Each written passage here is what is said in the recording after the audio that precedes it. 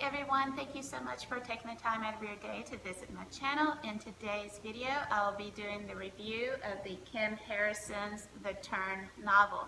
This is one of my new genres from the Bookcase Club. If you're interested in my thoughts and opinions about this book, please continue watching my video. So I wanted to start off this book review by just giving you a small synopsis of what the book is. So basically, there are really two major groups, and one of them is then broken down into smaller groups. You have the human population, and then you have what they're called inlanders, and this is then broken down into witches, vampires, werewolves, and elves. So those make up the entire world in this book. Pretty much a brief synopsis of this book.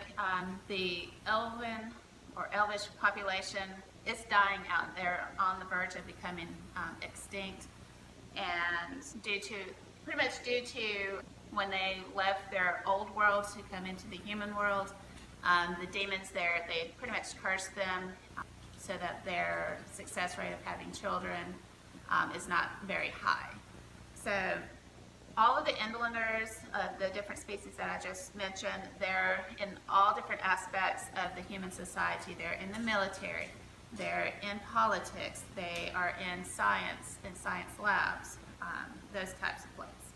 And the inlanders' technology is way better than the human ones, trying to find the cures for what has caused their decline.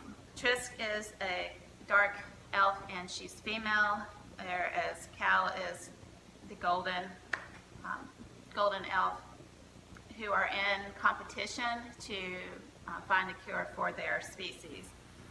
There is a plague that is released, again, that causes the humans to die out, which then creates an imbalance across the world between all of the species, and it puts everyone out of whack, and it causes a lot of problems. This particular novel by Kim Harrison, it is set in the 1960s in the U.S.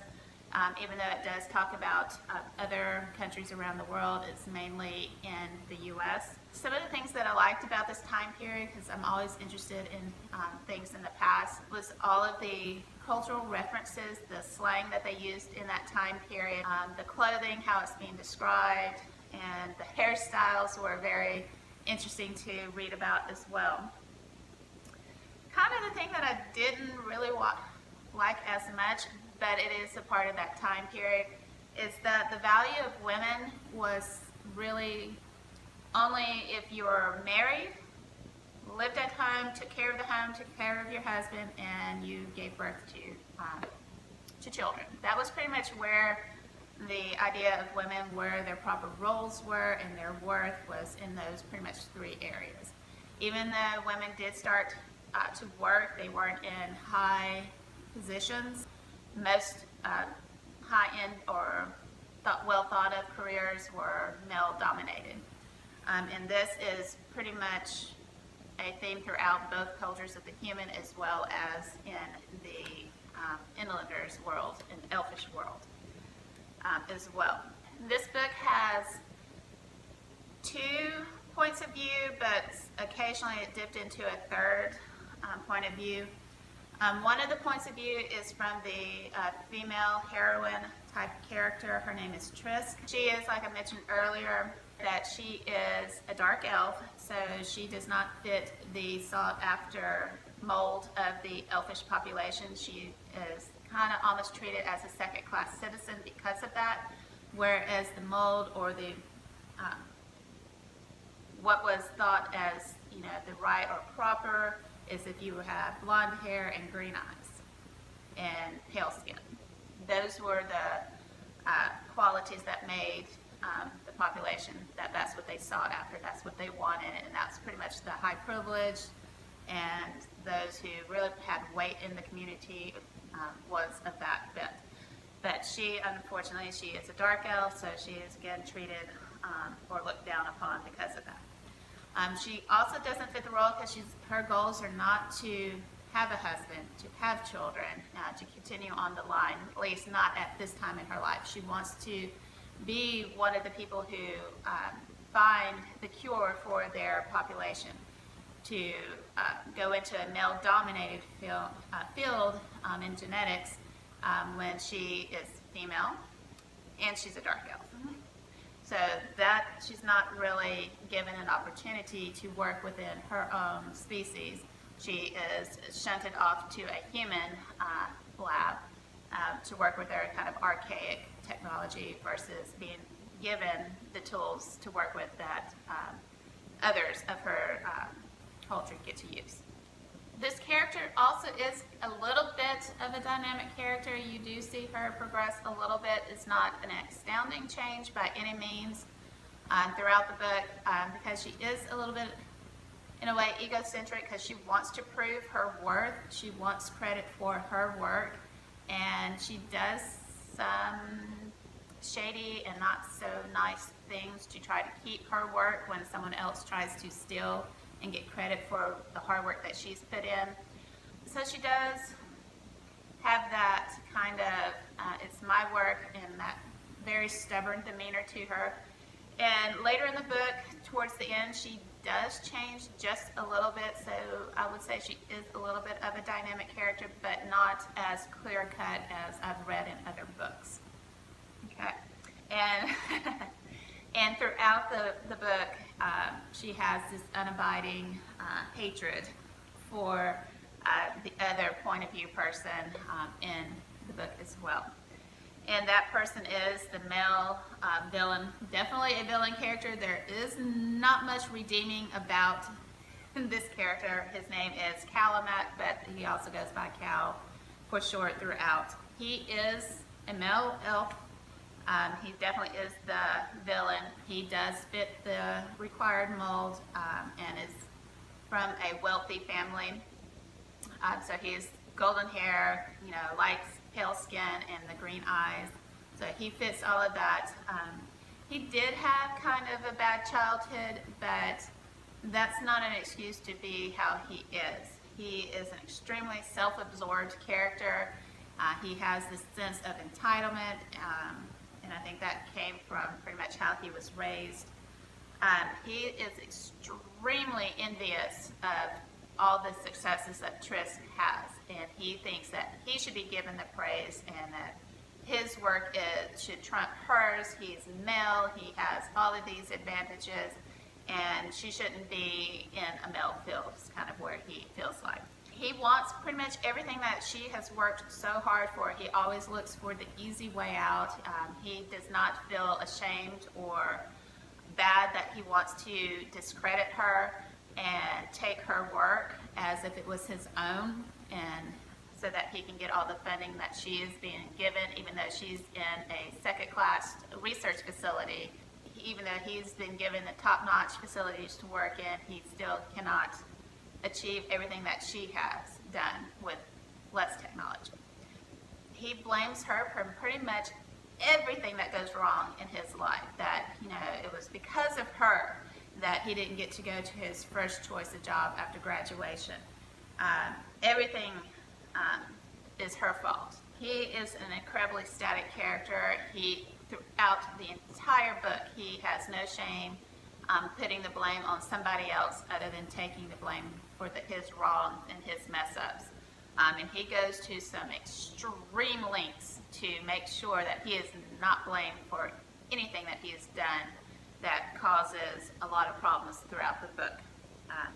He thinks it's okay to do everything that he did and shoves the blame onto her because she's female, because she doesn't fit the required mold. Who's going to believe her word over his mentality?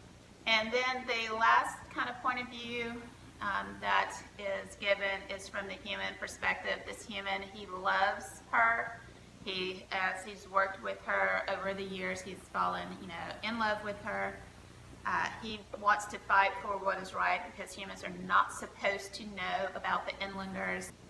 It's kind of almost a death sentence if he knows about them or speaks about them. So he's under a lot of stress and a lot of danger while he is trying to set rights to what he is being blamed for this plague. even though it's not his fault. So yeah, it does go into his perspective a little bit, but it doesn't stay there a ton. So that's why I said earlier there's really only two main perspectives, but it does dip into the human perspective a little bit throughout. Some of the themes that you will come across in the book, definitely envy and jealousy. Calamac, is a great representation of how bad these two things mix together and can influence your behavior. And it's wow. Yeah, the unrequited love from the human to the elf is kind of heartbreaking. She knows that she can't give him what he wants. She does care for him, but not the way that he wants, and it causes some problems with that as well. Just dealing with fallout from the decisions that we make definitely is a huge theme throughout. Being able to take responsibility for your mistakes and the decisions that you make, how that can affect it in a positive way, and then how it could go incredibly wrong if you're unwilling to take ownership of what you've done. It is definitely a survivalist type book, being able to survive and regrow the population because of everything that went on. The plague does decimate and can cause a lot of problems for everyone, not just the human population. So survival is definitely a theme as well. I would say, talking about the plot of the story, it is a little bit slow getting started, but I think it's also necessary in order for the reader to really grasp the world that you're in, the time period of the setting, and then just the overall ideas of this time period, and then to grow into these characters. I think it's definitely a little bit slow, but in a way I think it's necessary. I don't think you could have just jumped in and had that connection and that feelings for these characters had they just immediately started in without the growth as it was done. But it does pick up as it gets into a lot of the different setting up the conflicts between these characters, between Trisk and Cal. Definitely it starts picking up pace as you go through, and it does give you some rest periods so you can absorb what has just gone on in the book, and then before it takes off again. I think the only downfall that I have for this book, because I did get emotionally invested in Trisk and her fight as a woman in a male-dominated field. So I did get invested in her and the relationships that she has built in the human world, and fighting to save Daniel and things that went on with him. So I did not, to me, the ending is not realistic to everything else that has gone on in the book. I don't know if she's making a series out of this book or not. I think that would be the only way I would think that it would have been ended the way it did, and I don't want to spoil the ending, but I will just let you know I didn't care for it. To me, it's just not a logical, reasonable ending to the book for that. So yes, I would recommend this book because I did enjoy it. I did not enjoy it as much as I thought I would. After my initial first impressions of just looking at the book, the cover did draw me in, and reading the inside insert to what the book was about. I was very interested in it. But I would give it 4 stars, and I definitely would recommend it if you enjoyed kind of that fantasy and reality mixed together style books. The only reason I give it 4 stars is I absolutely hated the ending. That's the only thing. And it wasn't a horrendous ending by any means. I just don't think it was a very realistic ending with these characters. But I still think it's definitely worth it. I don't regret reading the book at all. It is definitely worth reading at least one time. Will I keep it on my bookshelf forever and ever? Probably not after reading it one time. I don't know if it is one that I would want to go back and then reread. But it is a good book for at least a one-time through. I'd definitely be interested in reading more from her. It is an adult book, so you definitely have to be at least 18 years old or older unless you get your parents' permission to read it. It is there are some intimate scenes in it, but it's not overly done. And then some of the language is pretty out there as well, occasionally throughout the book. But it is adult content, adult problems, and the way that they handle things is very questionable. So anyways, I hope you did get some good information about this book. I hope you will give me a thumbs up that you did enjoy it. Leave me some comments down below if you have read any other books by Kim Harrison. I definitely would be interested in reading more from her. But anyways, until my next video, I hope you have a good one. Bye.